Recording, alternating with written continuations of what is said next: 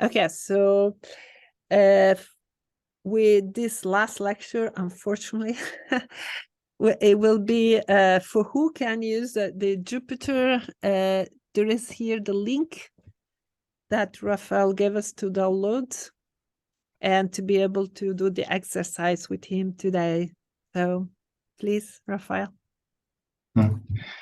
Yeah, so this last session we'll be doing some experiments together. It's divided in 4 parts.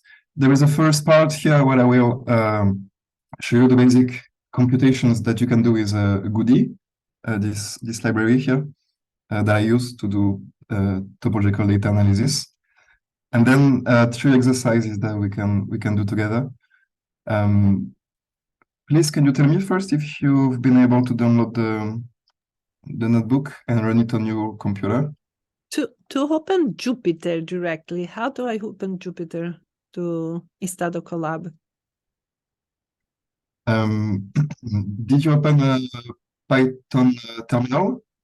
Yes, I have to open the Python terminal. Okay, 1 second. No, because I go always through collab, so.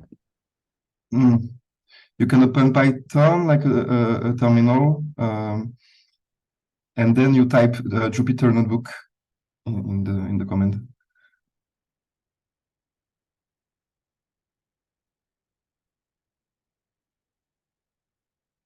If you've not been able to download it, or you don't know how to program in Python, it's fine. Just tell me so I know No, this I know. I don't know how to use Jupyter. No, I never use Jupyter. I'm talking to everyone.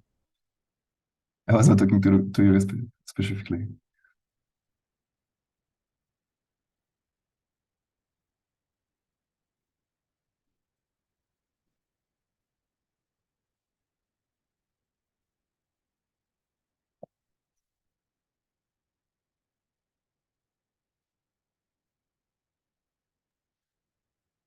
Sorry, Raphael. Hi, I'm Mariante. I just wanted to ask you because I downloaded that there is a file tutorial DSA, and then here I have to click on what? So, do you have Python installed in your computer? That was the problem. I don't have. Okay, so I'll just watch your. Yeah. Okay, so you cannot open it. While, no? Yeah, I see. Okay. All right. This one didn't work. Okay.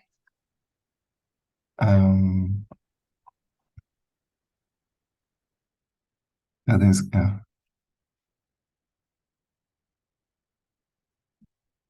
Does anyone manage to open it?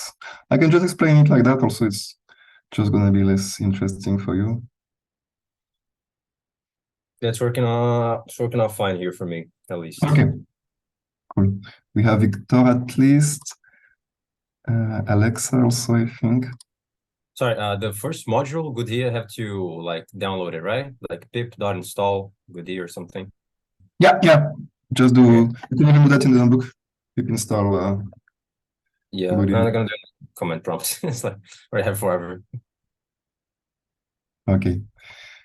Well, if you have any questions at some point, just tell me. Okay, you can interrupt me, and I can help you to install the library. Unfortunately, if you don't have Python installed, this cannot be opened.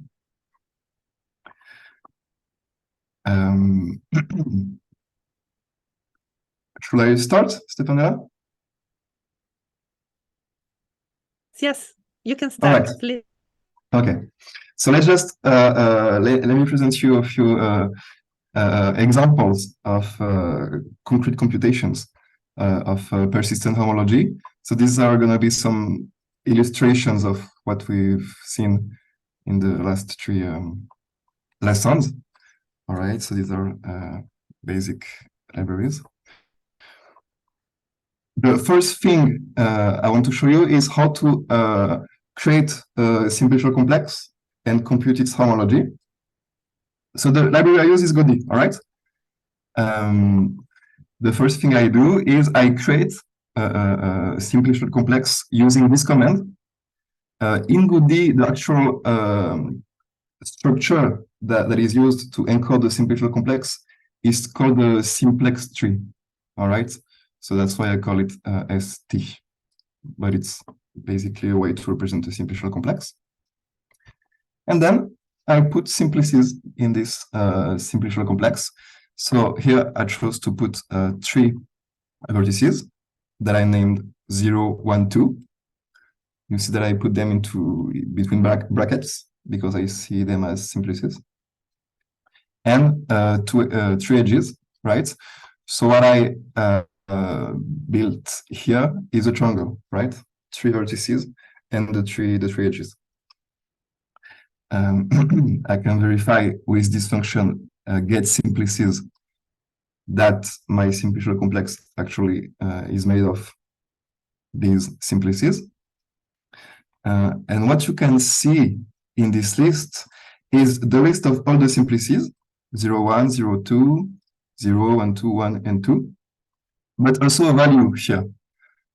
This value is because, remember, in TDA, in persistent homology, what you do when you build the Rips complex, the check complex, you add simplices with a specific value, right? A specific time value, depending on the thickening of your point cloud. Here, we do not do persistent homology yet. It's only a simple homology. So all the time values are 0, okay? And now I can use the library to compute the Betti numbers. And this is, well, this cell here. I first compute the persistence, which in this case amounts to computing the homology. And then I define the Betti numbers like that. And this gives me this list. So you have the first Betti number, beta 0, and the second Betti number, beta 1. All right. I put a second example here. I take my my triangle. It is an empty triangle, right? And I add a filled triangle on the vertices 0, 1, and 3. 3 is another vertex that I add, right? Let me draw this.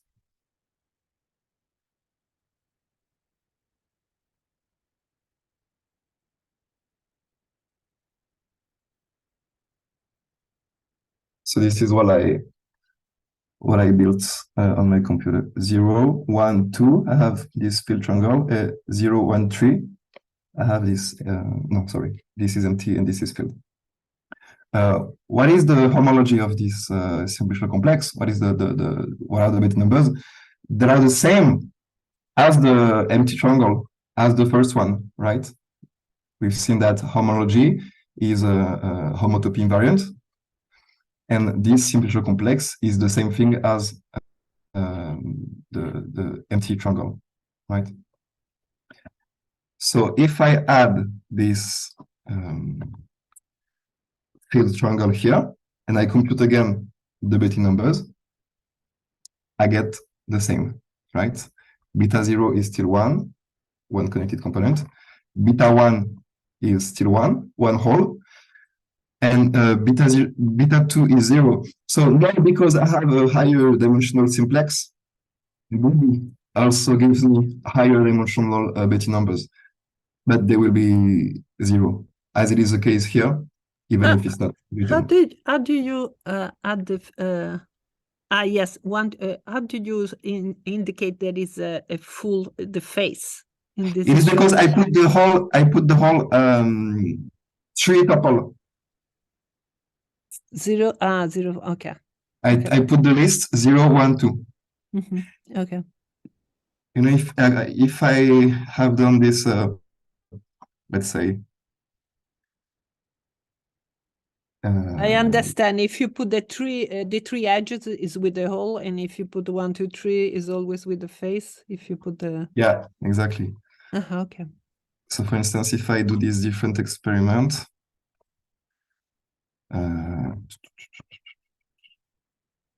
This I will call 2 circles.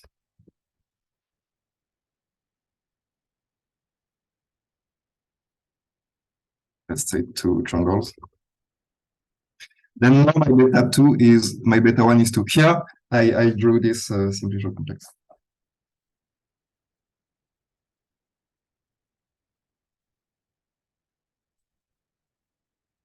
0, 1, 2, 3, because I did not add the full triangle, as you said. All right. So that was plane homology, right, of symmetrical complex. Now let's do a persistent homology. I cannot. Let me add an image here.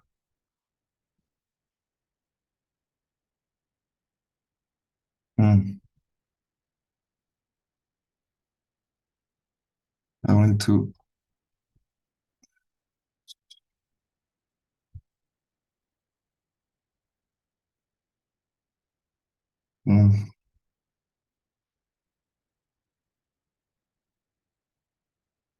It's not working. I need to add an image.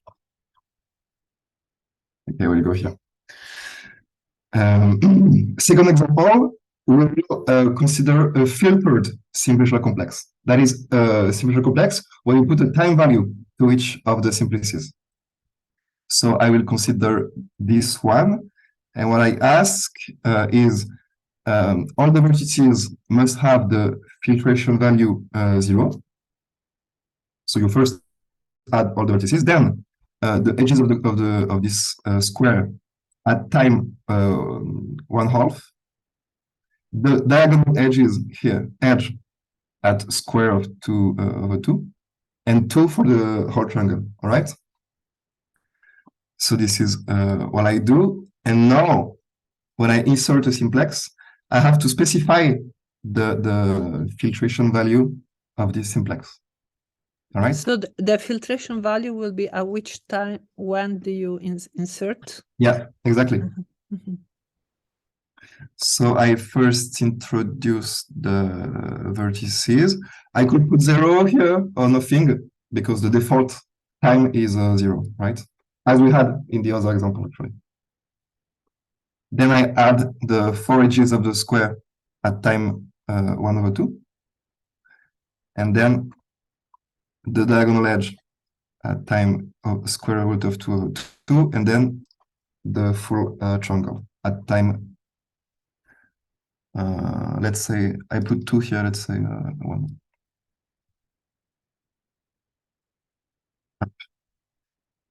All right. Oh, sorry.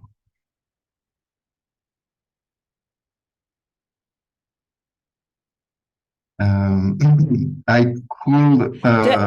There is a very maybe naive question. There is a reason why you choose this filtration to be not integer number like 0, 1, 2, 3, and instead we use square root of 2 over 2, or it doesn't matter. No. No, just I liked this value. Okay, fair enough. Yeah.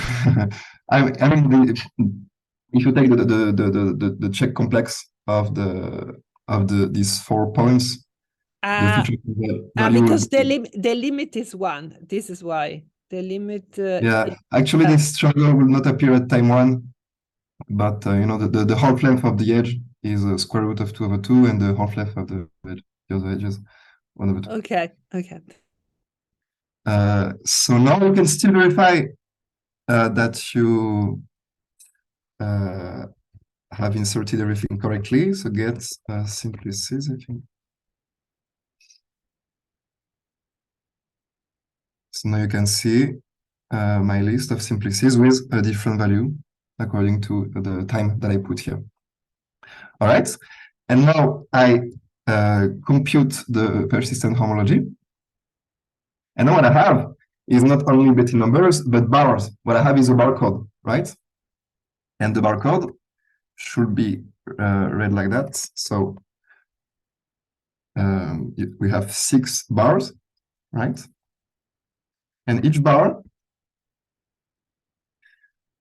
consists of one value and one tuple. This first value here is the dimension of the homology, and the second value is the tuple birth and death of your bar, right? So the first bar will correspond to the cycle, homology in dimension 1, that is born at time 0,5, and that is it never dies, right? Because if you look here, at time 0,5, you have the whole square. And in my filtration, I still have this hole in the end, so I don't die. For instance, the second bar, let's have a look. Dimension 1 also, so it's a hole that is born at time square root of 2/2 and dies at time 1. So this is exactly this hole here, this cycle that is born in K9, and is dead here. Well, we don't read barcodes like that, right? We plot them. So you can run this cell. You have two visualizations of the persistence, the barcode and the diagram, right? Maybe I should.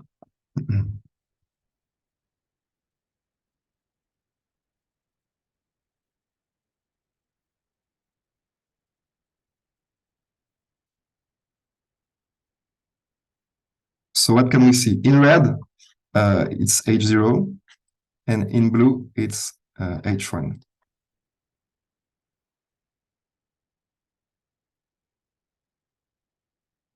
I can see 4 red bars, right? So these are the 4 vertices that I add at the very beginning of the filtration at time 0. And 3 of them will persist until here, 0,5. So 0,5 is when I add the edges.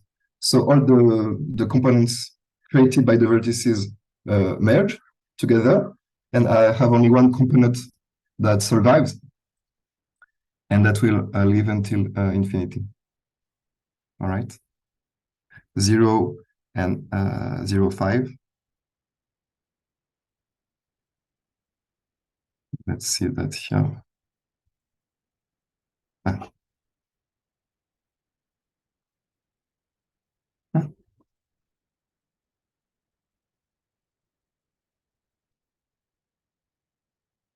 I will this guy here. Okay. 0, I have all my 4 vertices, and 0,5, this is here. I have connected between. And I have 2 bars. One bar that is born at time 0,5, one cycle, and a second one that is born here and dead here. All right. So same interpretation in the persistence diagram. The problem, what is the problem? Is that these 3 bars here, they have the same birth and death value, right? So when you see them as points, they are on top of each other. So you don't see that you have actually 3 points here and not only 1. So this is a problem with the persistence diagram representation. You're not able to tell how many points you have, actually. But I mean, in practice, this does not happen a lot because you really have little variations that allows to see the different points. And I have 2 clear points. This point here that corresponds to this bar, and this point here to this bar. All right. So this is how you build a filtration with Goody. I mean, this is how you manually build a filtration. But in practice, what we do is we use the check complex or the reps complex. And fortunately, you have functions to do that automatically. So let's do this. So I wrote a little cell that samples 30 points on the circle. Here, I simply drew this number of points according to the normal distribution, the Gaussian, on the plane. And then I just divide each point by its norm. So what I get is a uniform distribution of the circle, right? So I just plot the point cloud here, right? And then I will compute first the check complex. So the check complex, I explained to you that it's a bit tricky to compute in practice because you have to verify whether given endpoints, what is the minimum radius such that the balls centered on these points intersect, which can be solved with the mini-ball algorithm, or you have another solution, another algorithm that is based on the Voronoi diagram, and you get in the end what is called the alpha complex. So this alpha complex here actually gives you the same thing as the check complex. All right. So I say to Goody, create an alpha complex whose points are my point cloud. The point cloud will always be called X on this notebook. All right. And from this alpha complex, I have to create a filtered simplified complex. So you just have to memorize or write somewhere these two lines. Okay. And now that I have computer systems, now that I have my filtered simplified complex, I compute its barcode. All right. And I plot.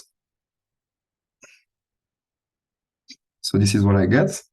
And we are happy because what we can read here is the homology of a circle, right? I see one long red bar indicating one persisting connected component and one long blue bar indicating a persisting cycle.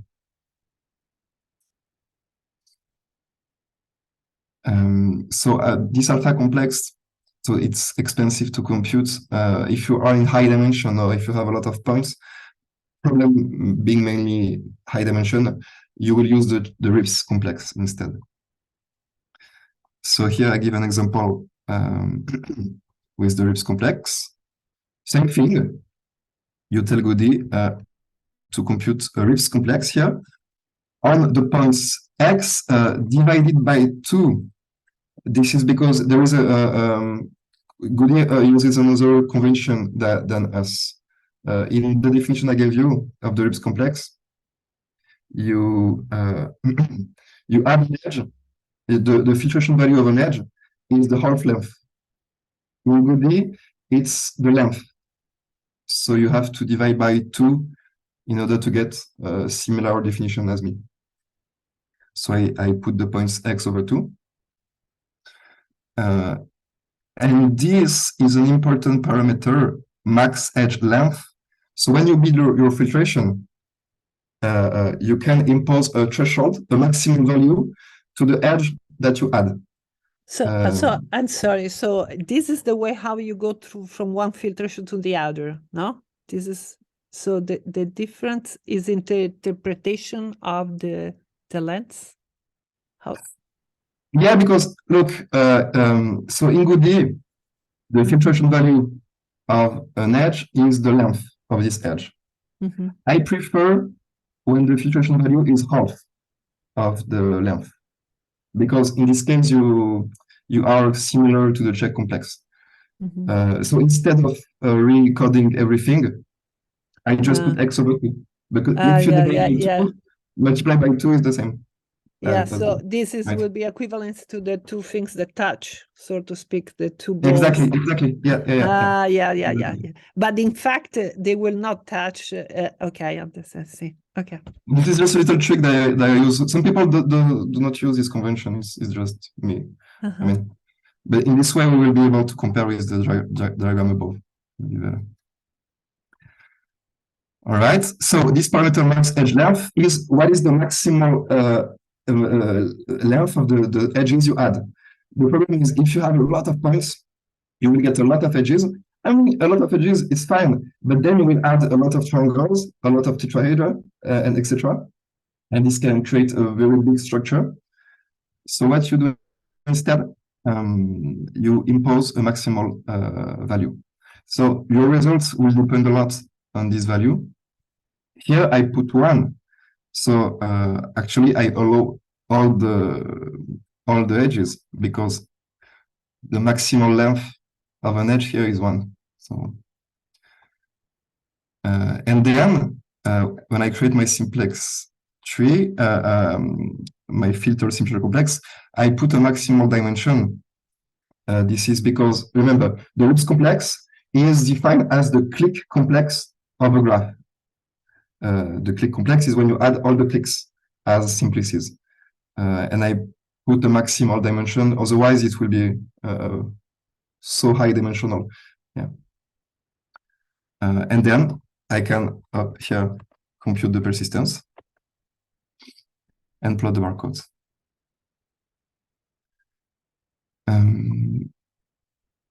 So what can we see here? Let's compare with the check complex.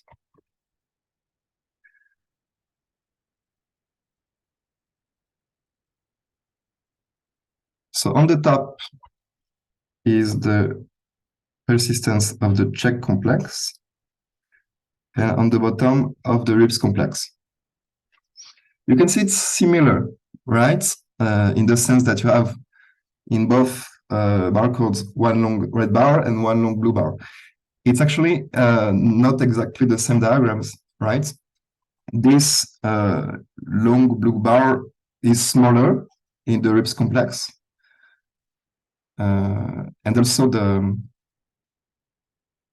let me put the same, it's not the same axis here.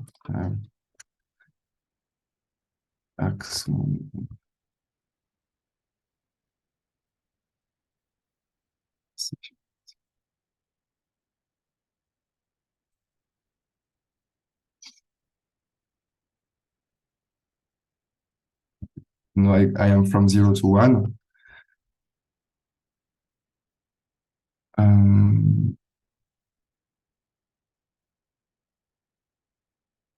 So what happens? This bar, I'm a bit. It shouldn't be the opposite, longer. No, in the RIPS complex, the bar is supposed to die sooner. Because Yes. what happened is that when they join first. You feel this circle when you have the triangle, right? Which appears before. I mean, the edges appear before a common intersection of the vertices. I mean, when I see that, I prefer the first diagram, right? Because it's clearer the properties we have. So as soon as I can, I use the check complex, the alpha complex. But in practice, it's sometimes not possible. But I mean, the interpretation in practice of these two diagrams are the same, right? All right. Last point that I wanted to raise is the stability theorem. The last result we've seen 2 days ago, one of the main results of persistent homology, that says that if you have two point clouds, two compact subsets, X and Y, you compute the persistence module of the RIPS complexes or check complexes, then the bottleneck distance between the persistence modules is lower than the Hausdorff distance. There is a mistake here. Right? So if I have two close point clouds, I'm supposed to obtain two close persistence diagrams, persistence barcodes. So let's experiment that. What I have here is X, a sample of 50 points on the unit circle of the plane, and Y, it's also a unit sample, but I added Gaussian noise, right? So it looks like that. And what I do here is I compute the RIPS complexes of X and of Y. You can see that they are close to each other, as the stability theorem says. And we will actually quantify that. So in this cell, I compute the bottleneck distance. So the bottleneck distance between barcodes, you should compute it in H0 and in H1, right? The stability theorem talks about a fixed homology dimension. So what I compute first is the bottleneck distance of the H0 barcode, the bottleneck distance of the H1 barcode, right? So in order to compute that in Goody, you first get the intervals, the bars of both symmetrical complexes, and you use this function, bottleneck distance, and then I just plot it. Same thing for H1. I take the persistence intervals, the bars, in dimension 1 for both complexes, and I compute the bottleneck distance. And you can see that the bottleneck distance is higher for the H1, right? This blue point here is more distant from this one than the red points are from this one. And then I will compare these values to the Hausdorff distance. In order to compute the Hausdorff distance, I use another library, SciPy, right? So in SciPy spatial, if you go to SciPy spatial distance, you get this directed Hausdorff, right? So you just copy this line, and this gives you the Hausdorff distance between X and Y. And how much is this distance? 0.35, right? And we can verify the stability theorem. The bottleneck distance, 0.05 and 0.019, is lower than the Hausdorff distance, right?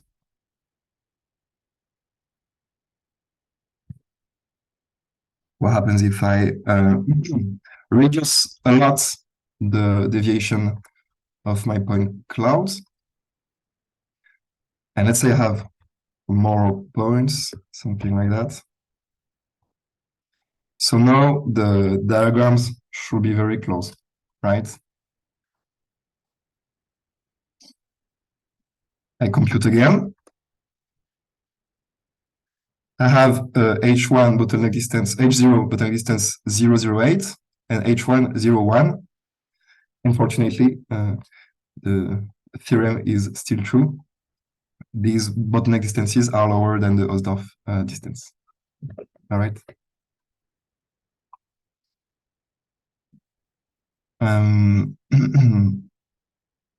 So I wanted to, yeah.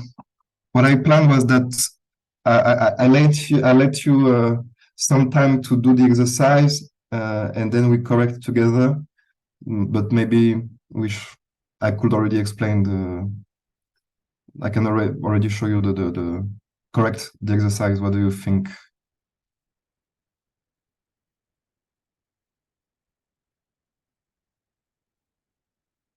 Oh.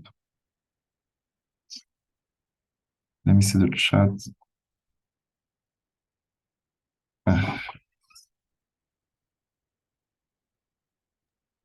For me, it's okay since I cannot do it. Yeah. I Okay. really have to learn how to use Jupyter. Okay, cool. So then I'm gonna explain the exercise to you. Let you 5-10 minutes to try, and then we will correct together. Mm-hmm. So this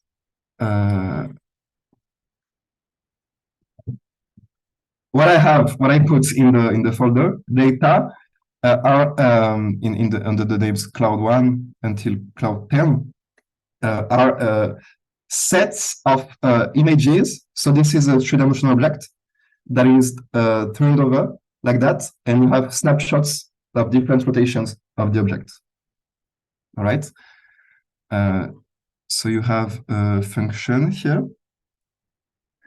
Open rotating images. So the objective here of this exercise in this case will be identify the object while they're moving? No. The exercise here is the following. You take one object, let's say the duck. Yes. The duck, you have 72 images, right? Yes. Mm-hmm. This image have size 128 squared. Mm-hmm. So In other words, this collection of images, this collection of dots, can be seen as 72 points in dimension 16,384. Right? Each image, I convert it into a point. 1 second, I'll let. Yes, each image into a point of. Yeah, I convert each image into a point. Yes. What I want you to do is to compute the persistent homology of this point cloud. So I can. The point cloud of the sets of all the images. Okay. No, you just choose one, so I will show you. But why? What kind of information about the images do you get from this point cloud of this movement? You get a lot of information. Okay. Because what you and you will observe that what you have is that so this object, it's kind of a rotating image, so it's kind of a circular structure, right? So in the persistent homology of the point cloud, you should observe a circle. Okay. What happens is that you can observe different things than a circle, and then it tells properties of the object, and I will explain that after the exercise. Yeah. Also, okay. So this will give you information about the shape of the object. Yeah. How they move, it will tell you something about the shape. Yeah. So let me just show you. So you use this function here. So for instance, this should be our duck, right?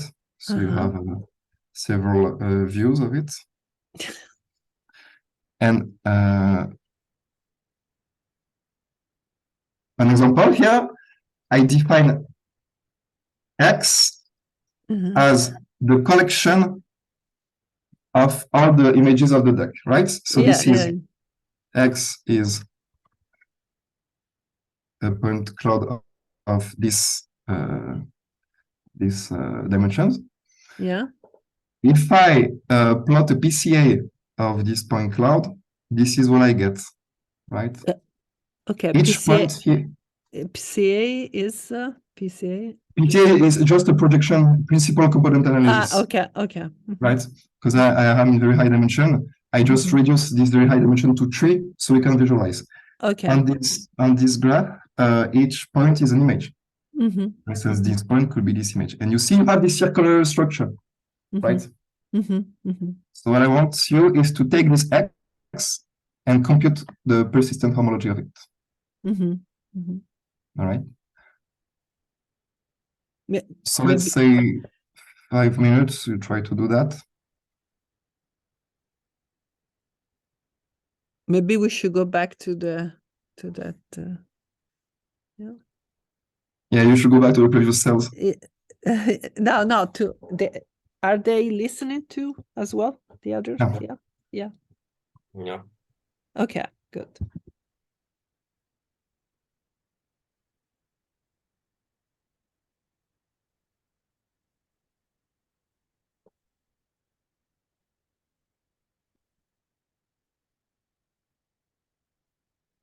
So just as an exercise, if you take another shape, how the shape is related, because it will all be circular in a way, you know? I will show you. If you take the car, for example. Yeah, the car will be the same thing. The same. So if you take the car.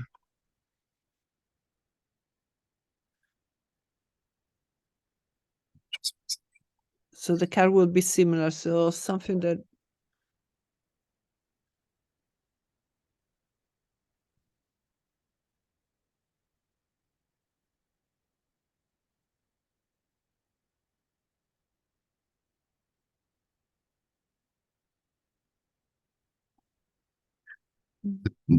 The PCA does not is not very good looking here. If you compute the persistent homology, you will obtain a better looking information. But let me show you this one here, the block, the block? Yeah. The 5, 6, 7.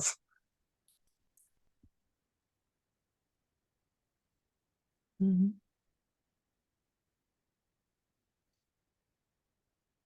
But it still seems topologically looks like the other one. Is circle a different circle, so to speak, no? Yeah, not exactly. We should compute the persistent homology, and then you will see something.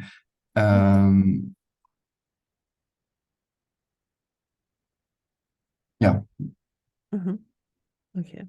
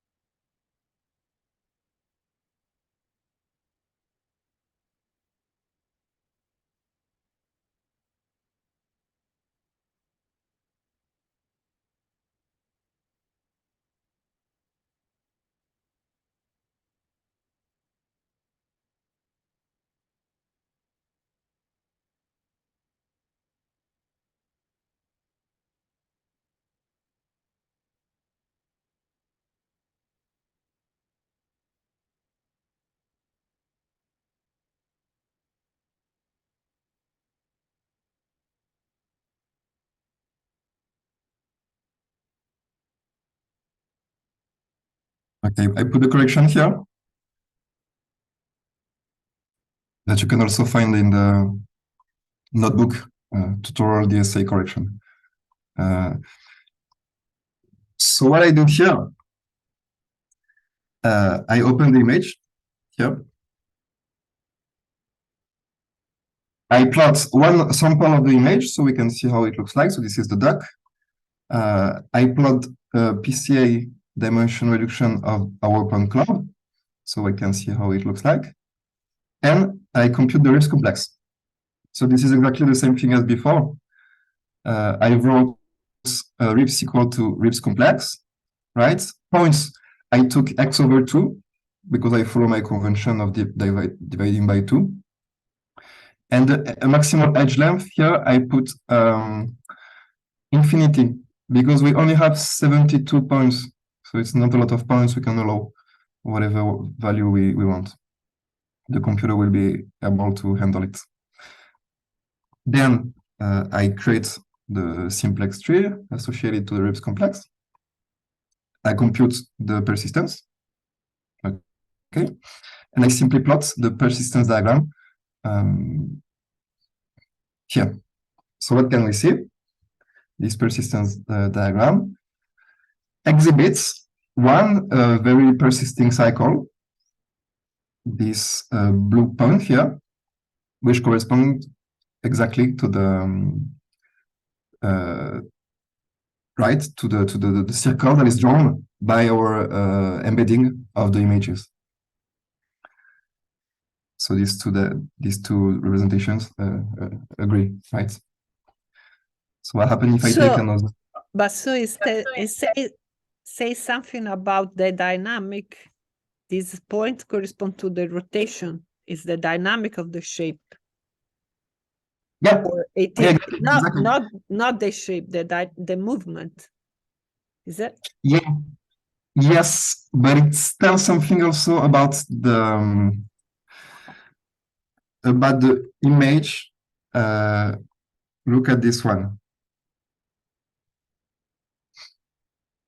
The second image is this object, and as you can see, this is a circle, right? But it seems like the circle intersects itself, right? This is because when you look at this image here, this view at this moment is quite similar to this view, right? You have some kind of symmetry in the images. You have only, if you take the distance between the image, the L2 norm. So what you get is that even if you do a whole turn, when you get back to the symmetry position, you have two very similar images, right?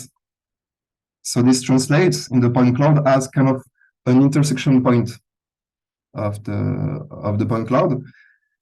And this can be read also on the persistence diagram, that you don't have one big circle anymore, but also these two other features that seems to indicate another topology.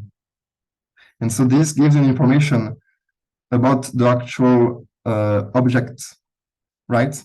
That it admits kind of a symmetry. So in the end, the interpretation will be that if you take an object that does not have symmetry, you should see only one circle. If it has a symmetry, then you should observe several circles. Let's take, for instance, this car. It looks like it does not have a symmetry, right? There are no two images that are close to each other. And this independent of the axis of rotation, or my view? Yeah. It depends. So actually, it was a mistake. We can read two persisting cycles in this experiment. So I guess this is maybe these two images are close to each other. Yeah, maybe when the car is on the side, right? If it is on this side or on the other side, these are similar images in terms of distance. And so you observe this other point of intersection. Let's see this one here.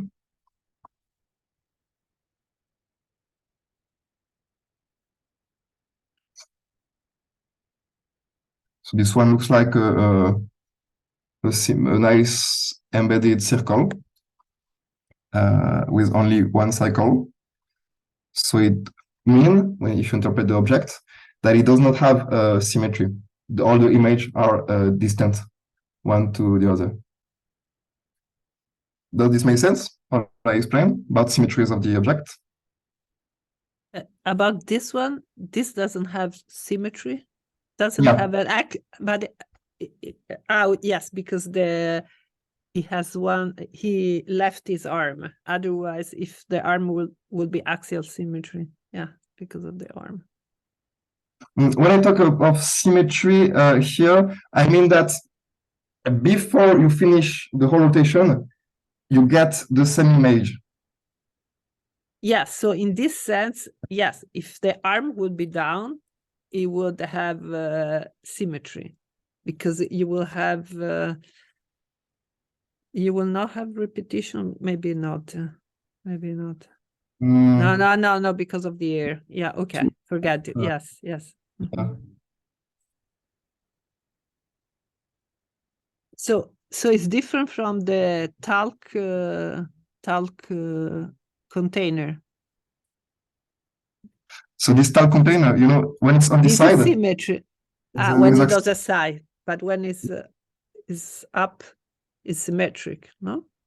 yeah. I mean, this image right now Uh-huh. is having so it's something like that. So Yeah. when it goes like this image is the same as this image. Exactly. Yeah, so you should observe an intersecting circle. So what is that? 1, 2, 3, 4, 5, 6, 7, 8.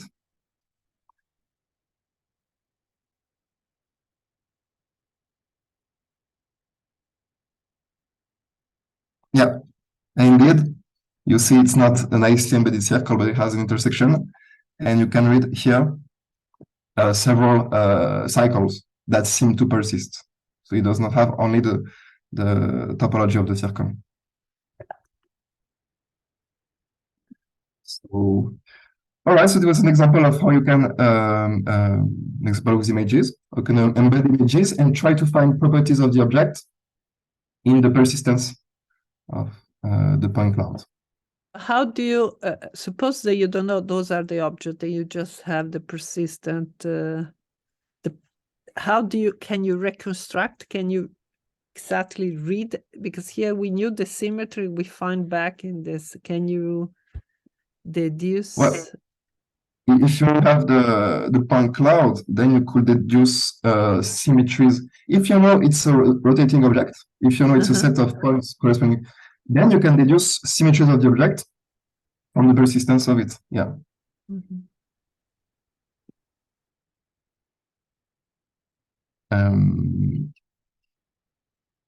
Okay, I see it's already 2 p.m. I will just... Yes, go ahead. Still have 10 minutes. Yeah. Yeah. I will just present this example. I will show both of examples. It will be fast. So the first one is the cyclooctane molecules data set that I already talked twice about it in the last lessons. These molecule of 24 atoms, right? And so the data that I have put in the folder is not the spatial position of all the atoms, but only of the carbons atoms, right? So what we have, let me open the file.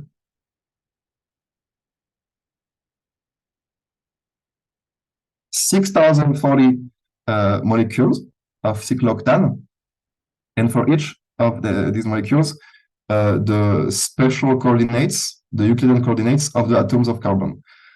So 3-dimension times 8 is 24. And so we can compute the persistence of this point cloud. I won't compute it right now because I think then my Zoom will freeze. It will be a big computation. But you can read the cell here. I do the exact same thing. Ribs complex of my point cloud over 2. Here I put a maximal edge length of 3, and this is important because if I go too far, my computer will not be able to compute the whole persistence.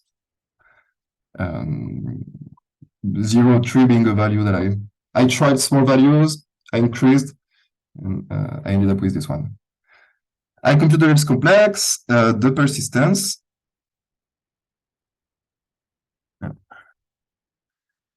And I plot it, right?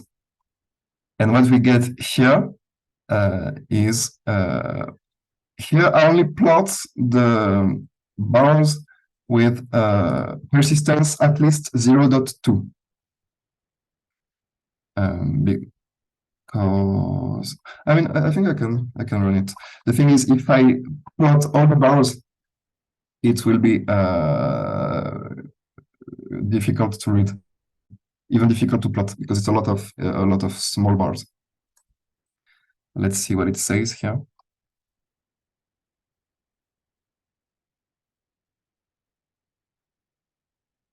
But you've seen in this diagram, we had one red bar, two blue bars, if I'm right, or one.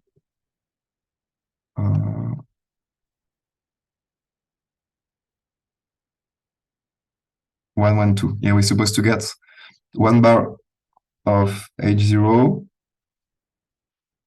1 bar of H1, and 2 bars of H2.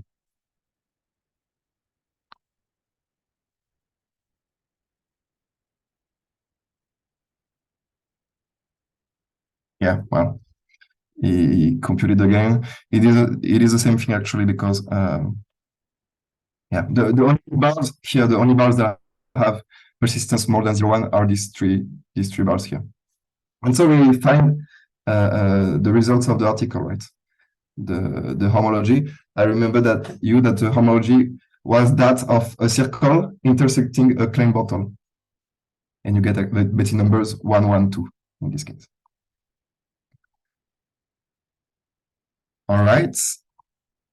If you don't have any question, I will present the last example, the last slide.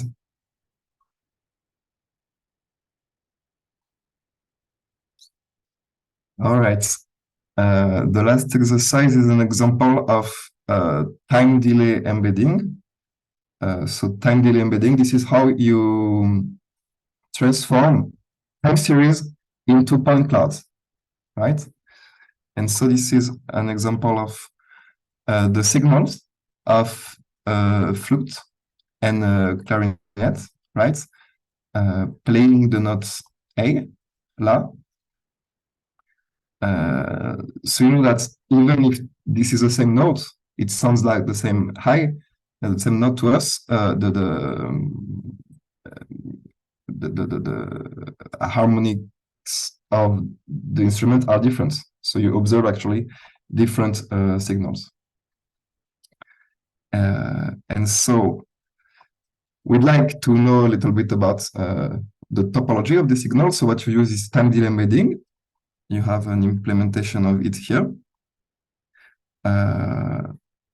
So first, I show you here the signals of the flute and the clarinet, right?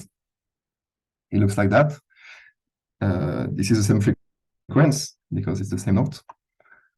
And then the time delay embedding is a technique where what you do is you select a number of consecutive values. Here I took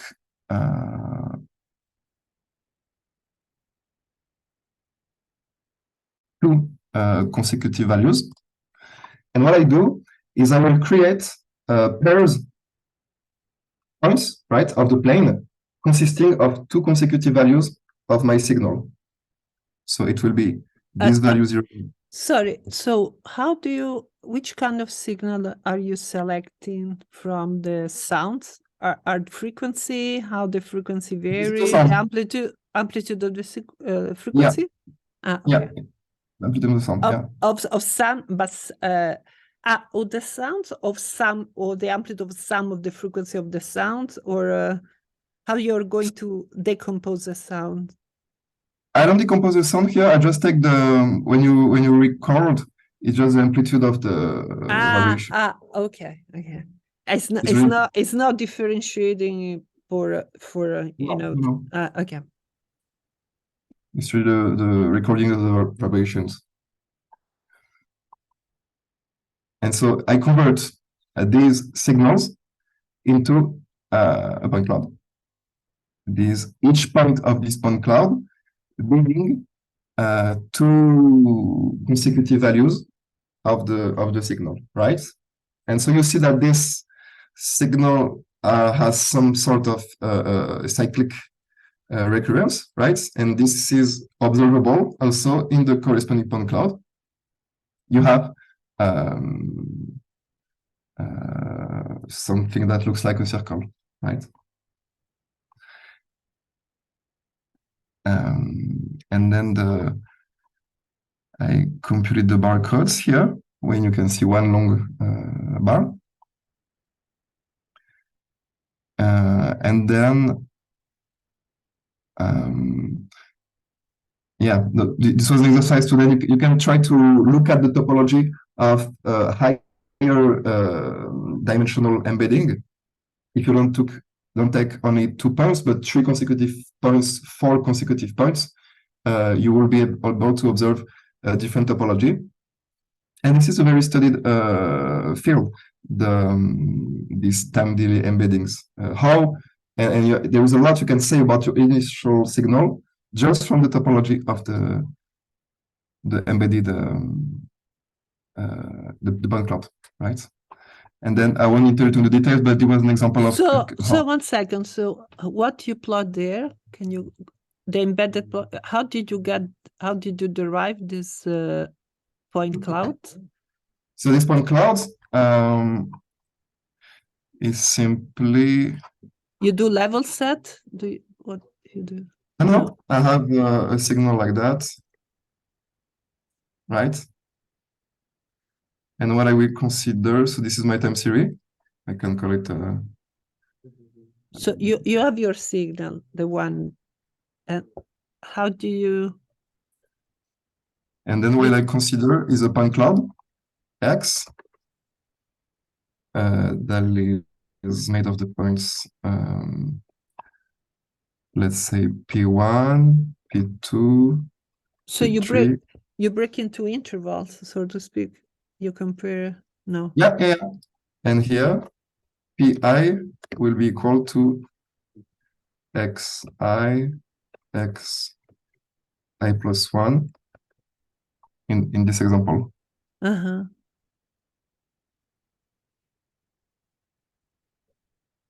I take the pairs of consecutive points. This in the consecutive points, but in your signal, in the music signal, how do you associate that point clouds? So my signal here, this sinusoidal curve, this is exactly the curve x1, x2, x3, etc. How you plot it, and then you. Yeah. This plot is exactly this. So it will be equal length interval, and then you see where you. Okay. I can show you if you. Well, you can show me later. I'm just curious how you reduce to a point cloud the signal.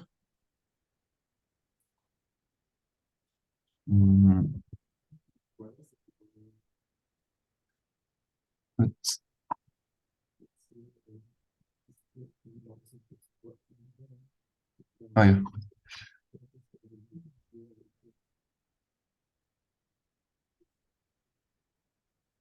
Right, so this signal is actually a lot of points, a lot of samples. Yes. These are the x1, x2, x3, etc. And what I do is I take the pairs xi plus 1. Okay. And so I get a lot of points in the plane. And then you plot it in the 2 plane. Okay. Yeah, and I plot it on the side. Okay, I see. Because this is the time and this is your length, but now you create from this variation of x and y. One will be your x and y coordinates in a planar, in the planar clouds. X1, x2 will be x and y now, no? Yes. Yeah, exactly. Yeah.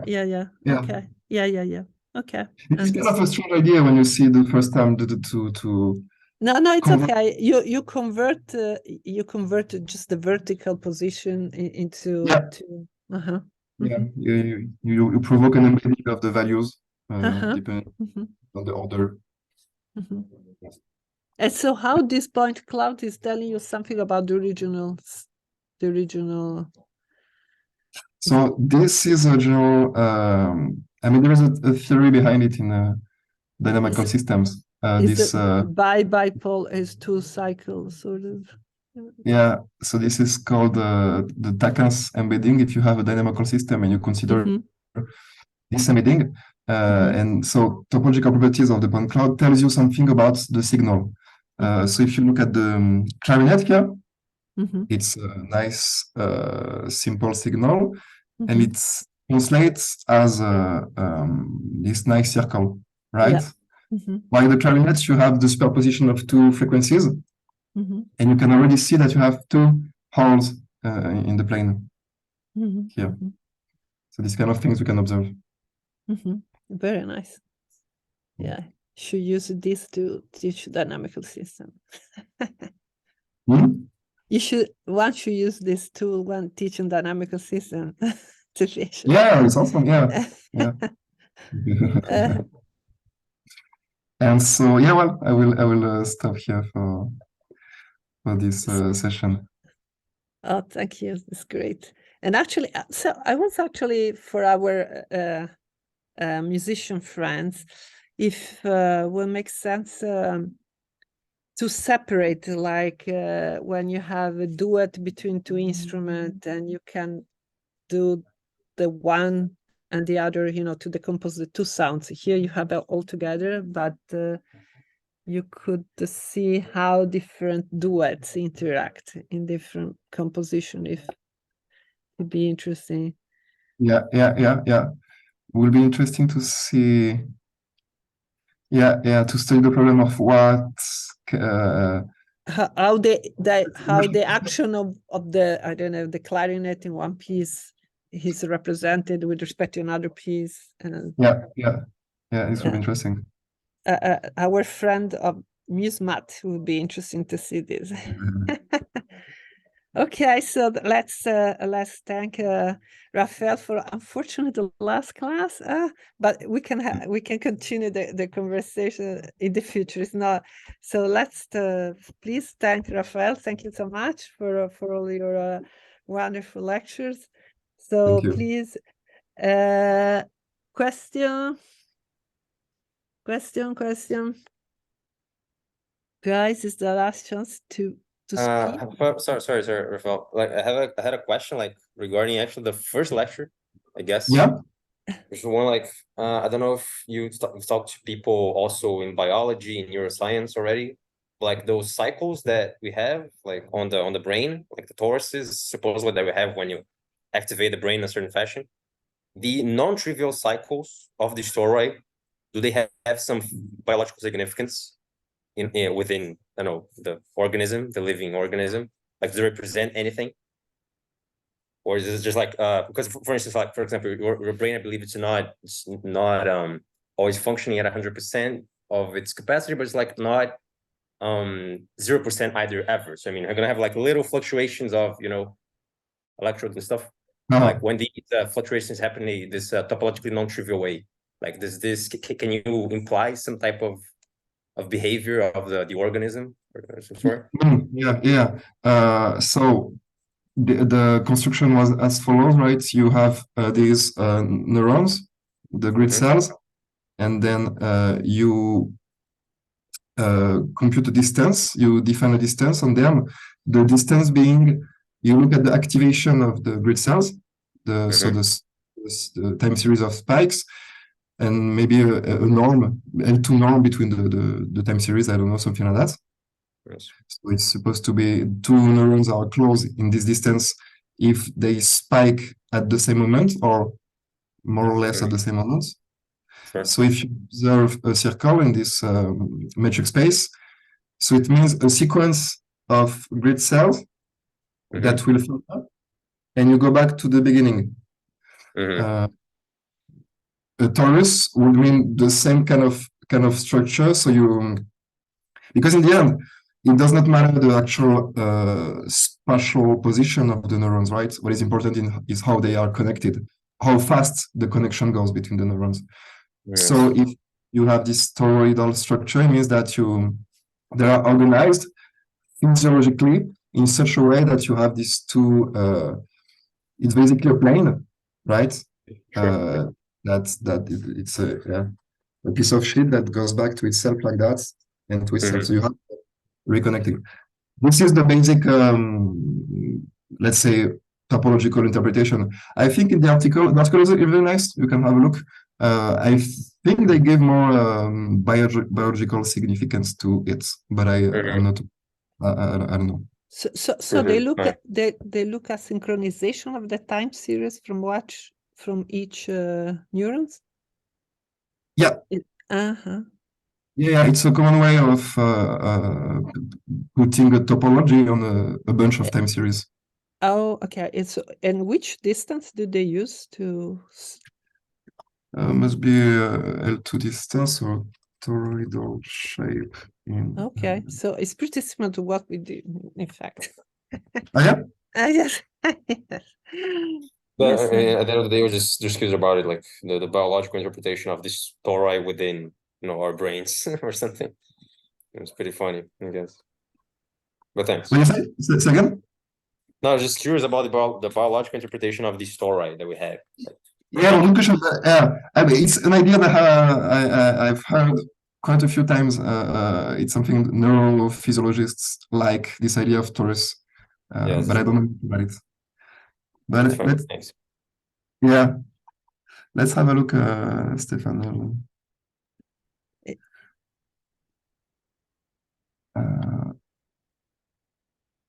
So I don't know if we type a distance. I can't see anything.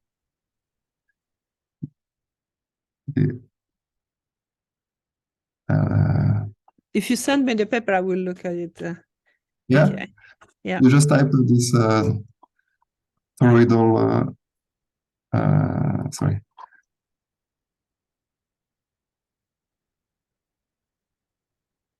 Toroidal topology, great cells. Mm-hmm.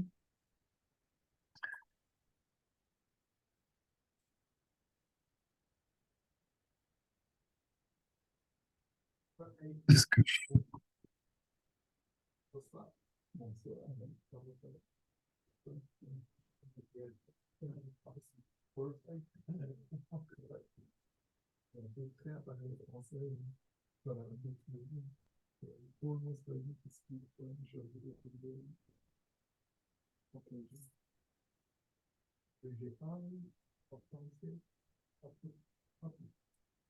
Oh, so they use the matrix of the firing rates. Mm-hmm. So either any image. So basically, you convert a grid cell into a time series that indicates the firing over the time. Mm-hmm. And so the point cloud you consider is this matrix of each row being the firing, the activity. So in the end, they use the Euclidean norm, the L2 norm between the time series. It's more an image they do on top of the image. It's just the point cloud. It will say like each neuron is converted into a time series.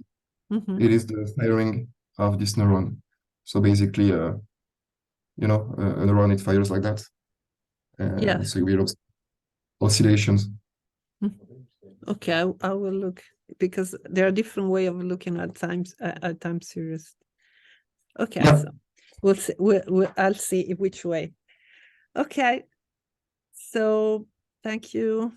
And question, the last chance. Is it real? I can ask Raphaël a question, but you, you are not only real, so you can ask. Okay, I guess they will write email. I guess it's you want to write once more your email in case people. Yeah, you can just go to everything is on my website.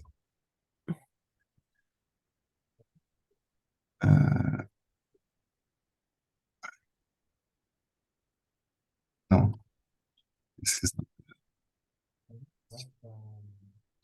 address. The GitHub. Yeah.